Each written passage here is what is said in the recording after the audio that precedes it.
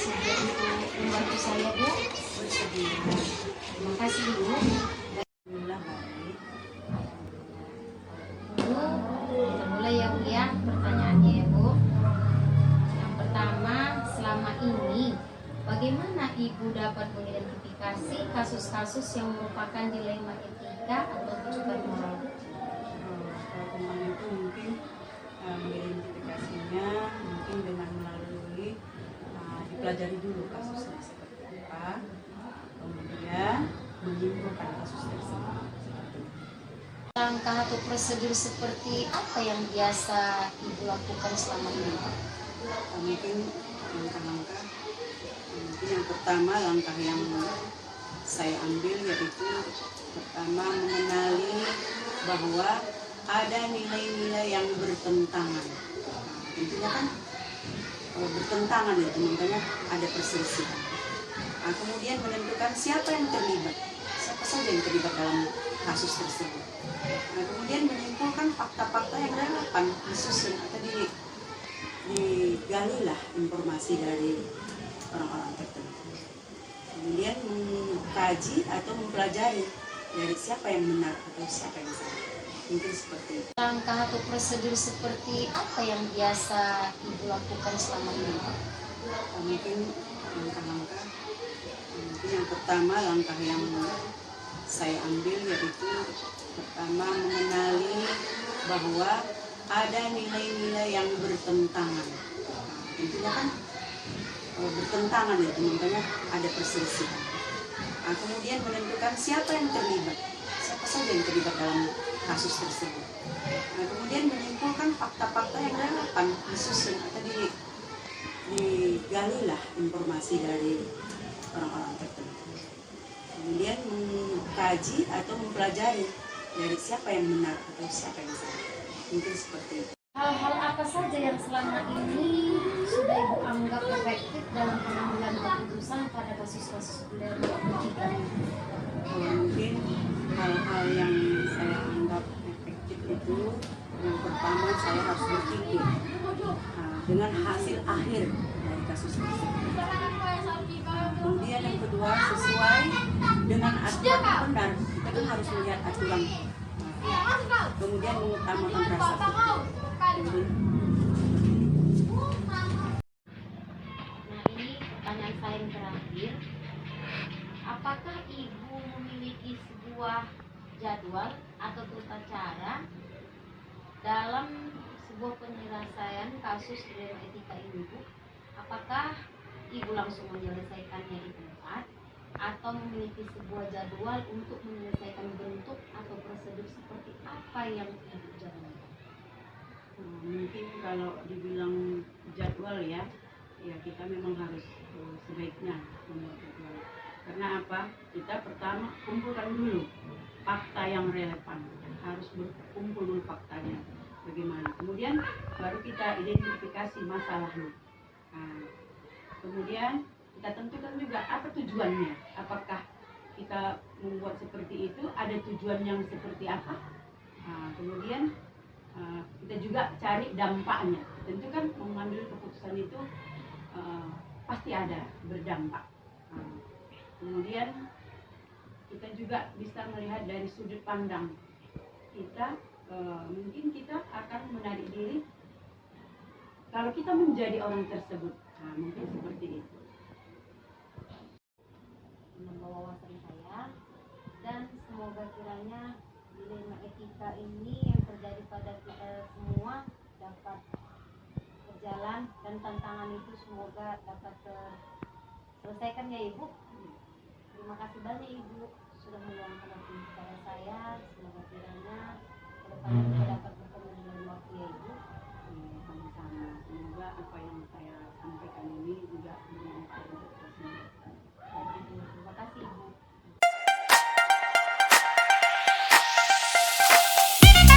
Assalamualaikum Ibu. Bagaimana kabar Ibu hari ini? Alhamdulillah. Maaf ya Bu, saya menyita waktu Ibu sebentar mengenai ada beberapa pertanyaan nanti yang saya pertanyakan kepada Ibu. Apakah Ibu bersedia untuk membantu saya untuk menjawabnya, Ibu? Insya Allah. Terima kasih ya, Ibu. Baiklah, kita mulai ya, Bu. Pertanyaan saya yang pertama, selama ini bagaimana Ibu dapat mengidentifikasi kasus-kasus yang merupakan dilema etika atau bujukan moral di sekolah ini?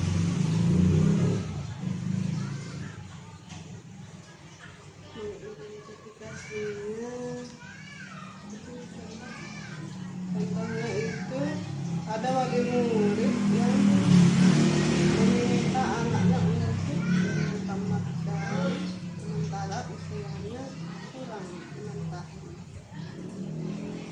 Begitu ya, Bu ya. Terkait ada anak yang ingin selesai diwisudakan ya, Bu ya. Ternyata usianya belum memadai ya, Bu. Nah, bagaimana cara Ibu menjalankan pengambilan keputusan di sekolah Ibu, terutama untuk kasus di mana ada terutama kasus tersebut kepentingannya sama-sama benar dan sama-sama mengandung nilai kebajikan?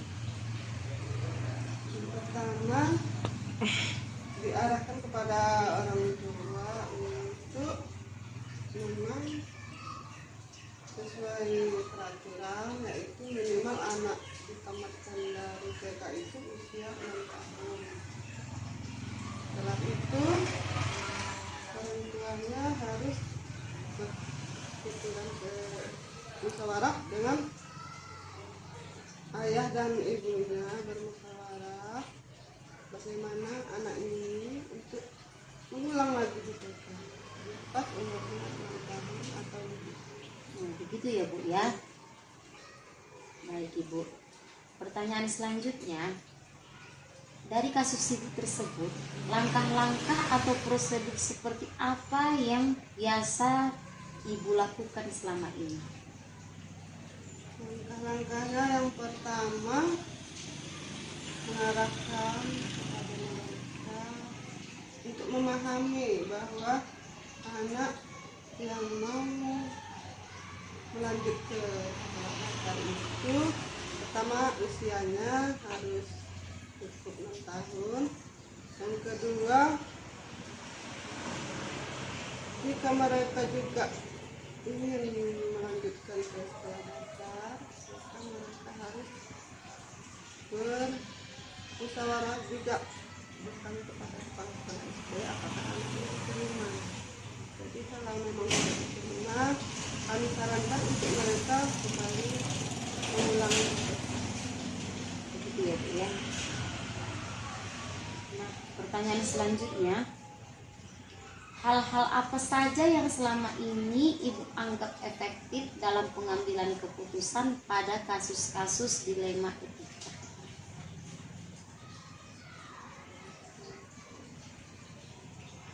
Seperti tadi, kami juga menyarankan kepada wali murid untuk memahami